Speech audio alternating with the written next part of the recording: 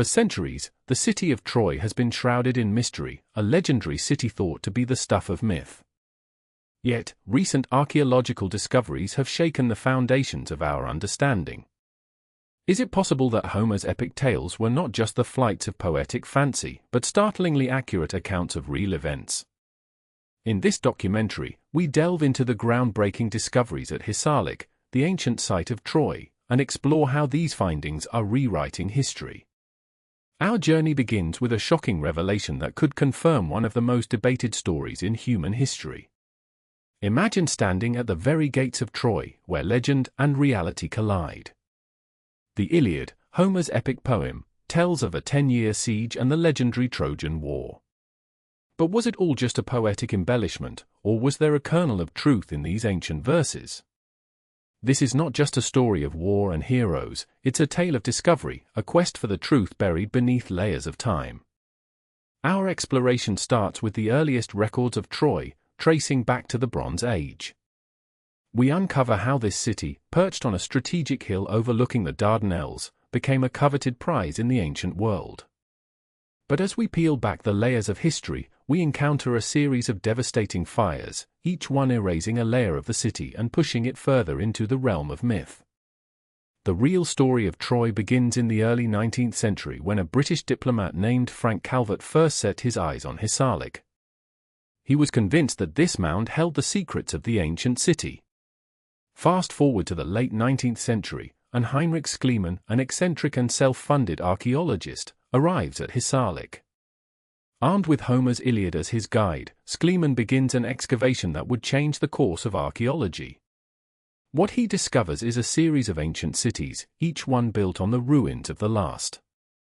But it's the seventh city, known as Troy 7, that captures the world's imagination.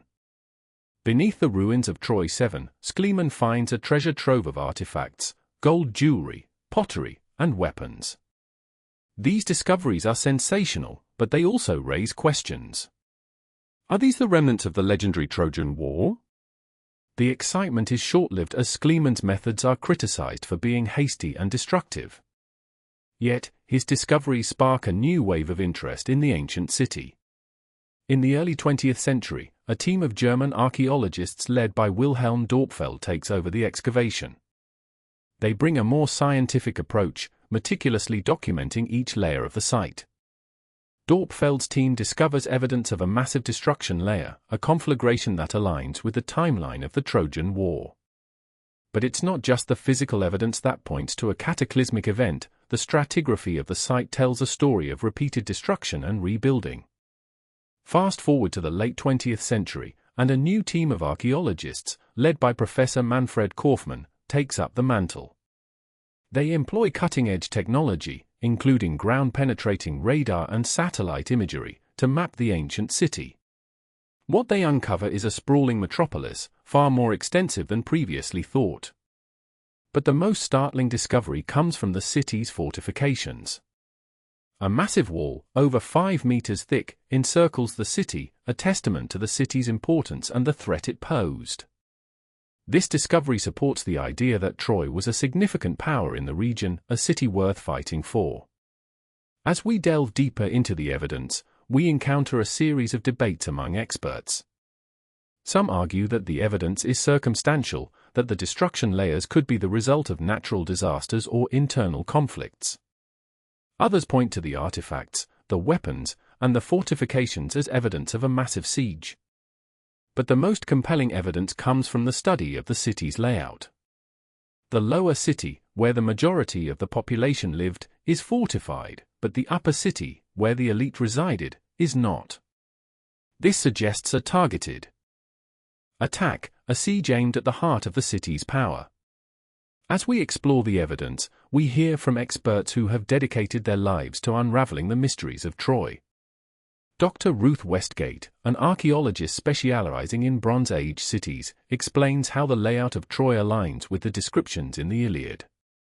The city's fortifications, the lower city's defenses, and the lack of fortifications in the upper city all point to a targeted siege, she says.